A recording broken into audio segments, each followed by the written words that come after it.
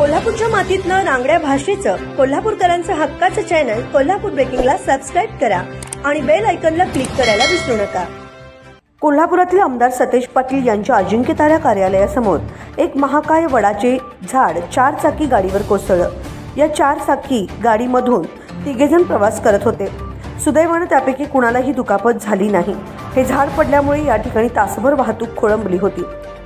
कटरच्या सहाय्याने या झाडांच्या फांद्या कट करून कारमध्ये अडकलेल्या तिघांना सुखरूप बाहेर काढण्यात आले।